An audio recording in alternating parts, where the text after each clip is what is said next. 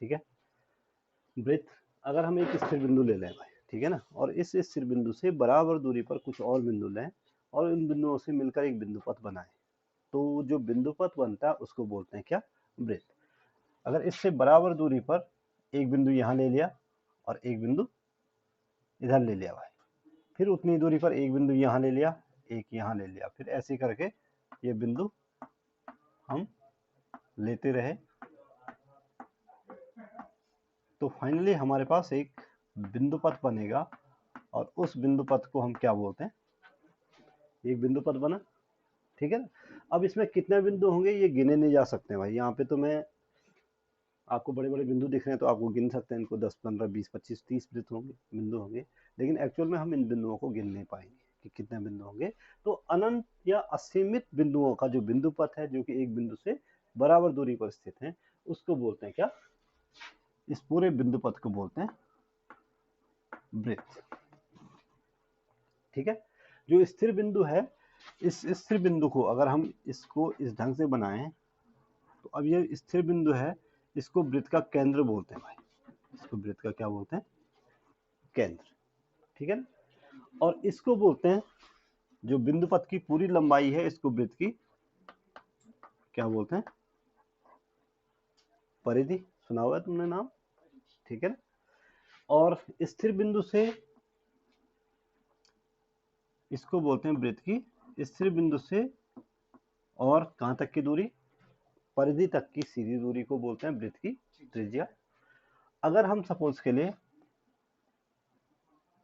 अब ये वृत्त है, स्थिर बिंदु से होते हुए यानी केंद्र से होते हुए अगर कोई रेखा खींचे और वो परिधि को दो बिंदुओं पर काटे, तो इसको बोलते हैं वृत्त की, वृत्त का व्यास। परिधि हो गया, व्यास हो गया, त्रिज्या हो गई। अगर सपोज के लिए एक परिधि पर स्थित दो बिंदुओं को मिलाने वाली रेखा जो कि केंद्र से होकर जाती है उसको व्यास बोलते हैं। दो बिंदुओं को मिलाने वाली रेखा जो कि केंद्र से होकर नहीं जाती उसको क्या बोलते हैं, जीवा। सुन रखा आप लोगों ने नाम, इसको बोलते हैं जीवा, ठीक है। और इसके बाद वृत्त खंड आपको मैंने बताया हुआ है, त्रिज्या खंड आपको पढ़ा चुका है ये सारी चीजें, ठीक। अब वृत्त की स्पर्श रेखाएं, वृत्त की जो तुम्हारे पास ये आर्टिकल आपको मैं सारे बता चुका था पहले ही, ठीक है। अब जो तुम्हारे कोर्स में है वो इससे आगे का है, वृत्त की प्रतिच्छेदी रेखाएं, प्रतिच्छेदी रेखाएं। अगर हम किसी वृत्त से होते हुए कुछ रेखाएं खींचे भाई और वो वृत्त को कम से कम दो बिंदुओं पर काटे, लिखवाऊंगा नहीं, ध्यान से सुनो। अगर सपोज के लिए हमारे पास कोई वृत्त है, ठीक है ना, ऐसी रेखा जो कि वृत्त को कम से कम कितने बिंदुओं पर काटे, वृत्त की परिधि को दो बिंदुओं पर काटे, ये हो गया, ये हो गया, ये हो गया, ये हो गया, ये सारी रेखाएं वृत्त को कितने बिंदुओं पर काट रही हैं, पहले ये यहाँ पे काट रही है, यहाँ पे काट रही है, यहाँ पे काट रही है, यहाँ पे काट रही है, यहाँ पे काट रही है, यहाँ पे, और इन रेखाओं को बोलते हैं वृत्त की प्रतिच्छेदी रेखाएं। प्रतिच्छेदी का मतलब जो, या छेदक रेखा भी बोलते हैं, जो वृत्त को दो बिंदुओं पर काटती है तो ये हुई तुम्हारी प्रतिच्छेदी रेखाएं। अगर हमारे पास वृत्त की स्पर्श रेखा, वृत्त की स्पर्श रेखाएं, अब थोड़ा ध्यान से देखो, ये वृत्त है, फिर से ये वापस हमारे पास क्या है, एक वृत्त है, ये क्या है, दिख रहा है आप लोगों को। अगर ऐसी रेखा जो वृत्त को सिर्फ एक बिंदु पर टच करे, सिर्फ क्या करे, एक बिंदु पर क्या करे, इसको बोलते हैं वृत्त की स्पर्श रेखा। स्पर्श रेखा और प्रतिच्छेदी रेखा में अंतर समझ गए। प्रतिच्छेदी रेखा कम से कम कितने बिंदुओं पर काटेगी, दो बिंदुओं पर। स्पर्श रेखा सिर्फ एक बिंदु पर टच करते हुए निकल जाएगी आगे, ठीक है ना। जैसे ये हो गया, यहाँ पे इसको स्पर्श कर रही है, ये रेखा स्पर्श रेखा है। वैसे ही अगर कोई रेखा ये रेखा स्पर्श रेखा है कि नहीं? तो ये सारी रेखाएं जो कि किसी वृत्त को किसी एक पर्टिकुलर बिंदु पर क्या करती है, टच करती है, उसको बोलते हैं क्या, वृत्त की स्पर्श रेखा। ठीक है, सिर्फ एक, या आप ऐसे भी कह सकते हैं कि वृत्त को एक बिंदु पर प्रतिच्छेद करने वाली रेखा, प्रतिच्छेद करने वाली रेखा क्या कहलाती है, क्या कहलाती है? वृत्त को एक बिंदु पर प्रतिच्छेद करने वाली रेखा क्या कहलाती है? स्पर्श रेखा। वृत्त को दो बिंदुओं पर छेद करने वाली रेखा क्या कहलाती है? प्रतिच्छेदी रेखा या छेदक रेखा। ठीक है ना? अब आपके यहाँ पे सवाल उठता है कि हम किसी वृत्त की कितनी छेदक रेखाएं खींच सकते हैं, किसी वृत्त की कितनी प्रतिच्छेदी रेखाएं खींच सकते हैं, और किसी वृत्त की कितनी स्पर्श रेखाएं खींच सकते हैं। तो देखो मैंने आपको बोला कि वृत्त जो है अनंत बिंदुओं का एक बिंदुपथ है, जो कि एक पर्टिकुलर बिंदु या स्थिर बिंदु या वृत्त के केंद्र से बराबर दूरी पर स्थित है। तो चूंकि इस वाले पूरे वृत्तपथ में, देखो इस वाले पूरे वृत्त में अनंतों अनेकों बिंदु है, लाखों हो सकते हैं, करोड़ों हो सकते हैं। ठीक है ना? तो इसलिए, और हर बिंदु पर एक स्पर्श रेखा होगी। तो सपोज के लिए अगर किसी वृत्त में 1,00,000 बिंदु है तो उसकी 1,00,000 स्पर्श रेखाएं होंगी। कितनी होंगी?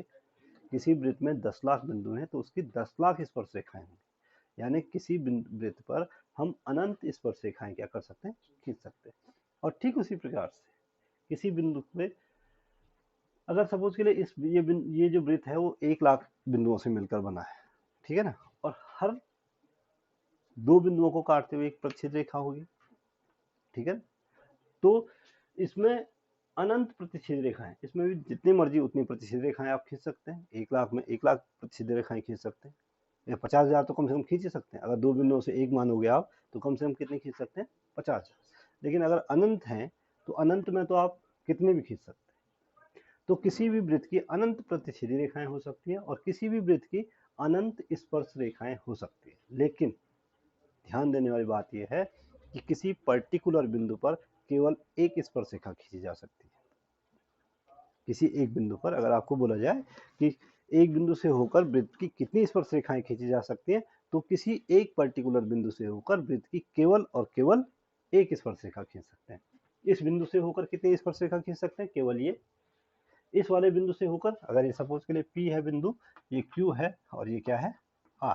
किसी पर्टिकुलर बिंदु P से जाने वाली स्पर्श रेखाओं की संख्या सिर्फ एक। पर्टिकुलर बिंदु Q से जाने वाली स्पर्श रेखाओं की संख्या एक। R से होकर जाने वाली स्पर्श रेखाओं की संख्या भी एक। लेकिन अगर सपोज के लिए यही वृत्त है, ये क्या है, और यहाँ पे बिंदु P है, ये क्या है? बिंदु। अब बिंदु P से स्पर्श रेखा तो बिंदु P पर कितनी होगी? सिर्फ एक। लेकिन प्रतिच्छेदी रेखाएं बिंदु P से कितनी जा सकती है? कितनी जा सकती है बताओ? किसी भी पर्टिकुलर बिंदु से, देखो ये प्रतिच्छेद रेखा है, ये प्रतिच्छेदी रेखा है, वैसे ये प्रतिच्छेदी रेखाएं है, ये प्रतिच्छेदी रेखाएं हैं, मतलब इनफाइनाइट। किसी एक पर वृत्त के किसी एक पर्टिकुलर बिंदु से होकर जाने वाले प्रतिच्छेदी रेखाओं की संख्या क्या हो सकती है? अनंत हो सकती है। लेकिन सिर्फ इस बिंदु पर जो स्पर्श रेखा होगी, ये क्या है? स्पर्श रेखा केवल कितनी हो सकती है? एक। लेकिन जो छेदक रेखाएं हैं वो कितनी हो सकती हैं? अनंत हो सकती है। बात समझ में आ गई? तो ये बेसिक चीजें हैं कि प्रतिच्छेदी रेखा क्या हुई, वृत्त की छेदक रेखा क्या हुई, और स्पर्श रेखा क्या हुई। ठीक है, इसमें एक और छोटा सा टॉपिक और मैं आपको बता दूं कि अगर सपोज के लिए वृत्त पर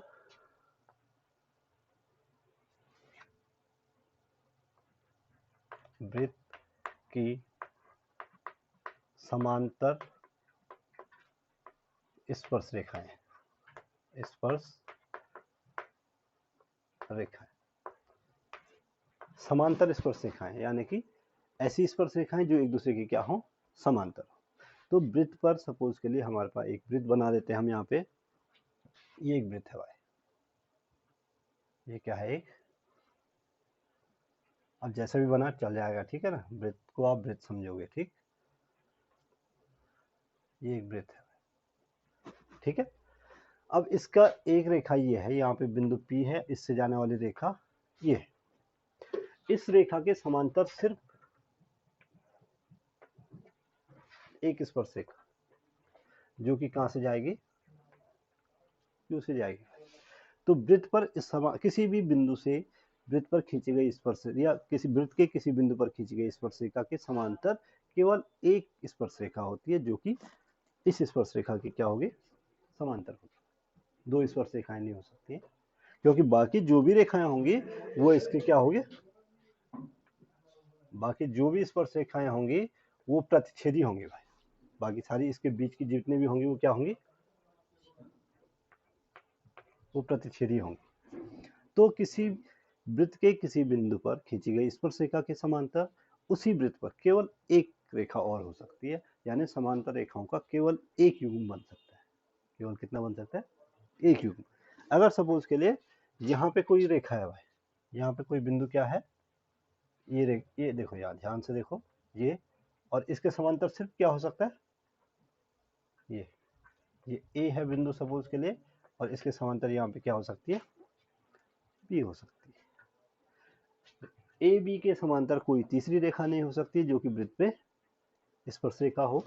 ऐसे पी और क्यू के समांतर कोई और रेखा नहीं हो सकती जो कि रेखा पी के भी समान, पी से जाने वाले बिंदु से भी रेखा से भी समांतर हो, क्यू से जाने वाली रेखा के भी क्या हो, तो सिर्फ एक युग्म बन सकता है, ठीक है।